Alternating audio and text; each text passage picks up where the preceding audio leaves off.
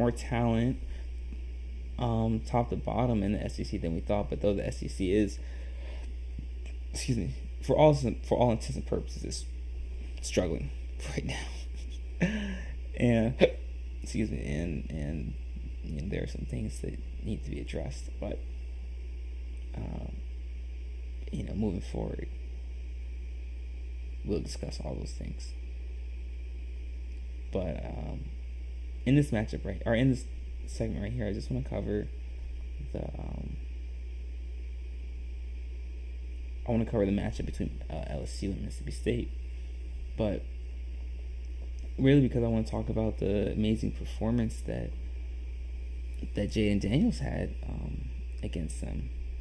I mean, this is a guy who we just discussed about last week when I put out my way too early Heisman list. I had him dropping out of that list because of his performance against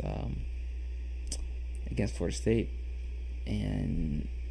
but now with the way in which they performed against Mississippi State, it's possible now that we can bring Jaden Daniels back into this Heisman contention, Heisman talk. But I want to know what you guys think as well. What do you guys think about Jaden Daniels' performance against Mississippi State?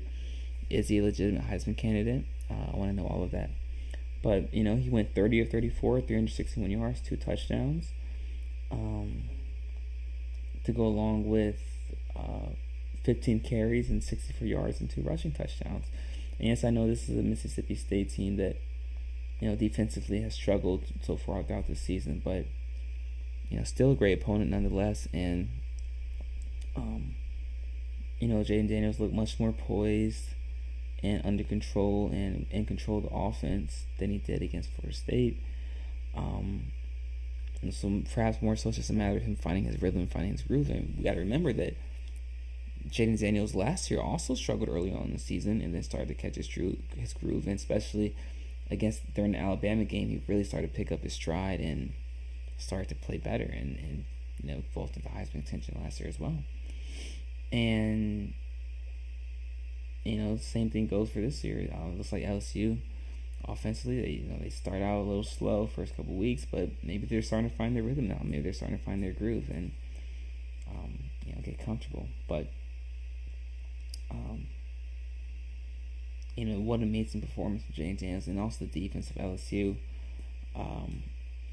This is a team that is going to struggle because they don't have a lot of experience coming back, especially on their front seven. But did a great job today of limiting Mississippi State to 94 yards on the ground. And secondary is I don't think, me personally, I think the secondary is pretty good at LSU. I know they're a little young, but I think the secondary is better than their front seven. I'm much more concerned about the front seven of LSU because they lack so much experience, and teams have shown it so far. Even specifically Florida State has shown that teams, if they can commit to the run, that they'll be able to run all over LSU. But like I said, LSU did a great job of controlling the trenches, especially on the defensive end in this game, which obviously just made it easier for the secondary as well. But LSU has finally played a game and played up to the expectations that people had for them coming into the season. So coming in, continuing in the conference play, it will be very interesting to see how they trend upward or if they plateau here. But it's very interesting to watch moving forward. But Jaden Daniels' performance, like I said, is the biggest takeaway from this match, from this game. I was so impressed with his performance. And don't be surprised, he might pop back up into my way too early Heisman list. Who knows? We'll see, especially with what's going on in, like I said, with Alabama and Oregon. But, this is a great performance by Jaden Daniels. And it's making the Heisman, way too early Heisman list it's making it interesting now. Maybe we'll have to add in another slot. Maybe we'll have to do a 5-man list instead of a 4-man. But Jaden Daniels is definitely making it interesting so far.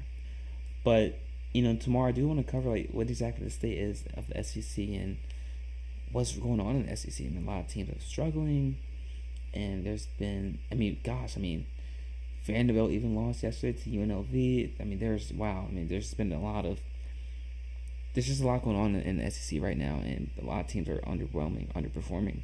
And what does that mean for the SEC? I mean, is the SEC even the best? Are they even a top 2 conference now in the country? And I'm just probing the question. I don't know what you guys think, but is the SEC a top 2 conference now? Let me know what you guys think.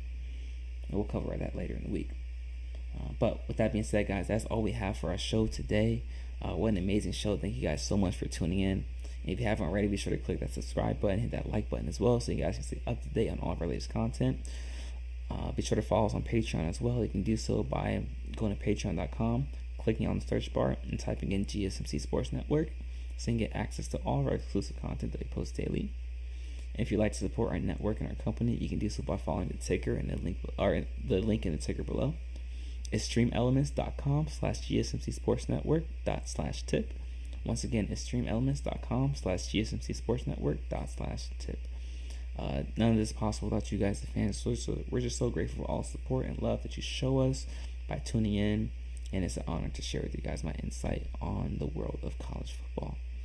And if you haven't already, be sure to tune into the GSMC Baseball Podcast, GSMC Basketball Podcast, GSMC Fantasy Football Podcast, and the GSMC NFL Podcast as well. All of our hosts provide great insight and coverage on the sports that they cover, and they are some of the best in the business, and it's an honor and pleasure to be working alongside them. But with that being said, guys, we'll be back again same time tomorrow at 7 o'clock Eastern Time. Until then, continue to stay safe, be vigilant, make smart decisions, and until next time, guys, peace.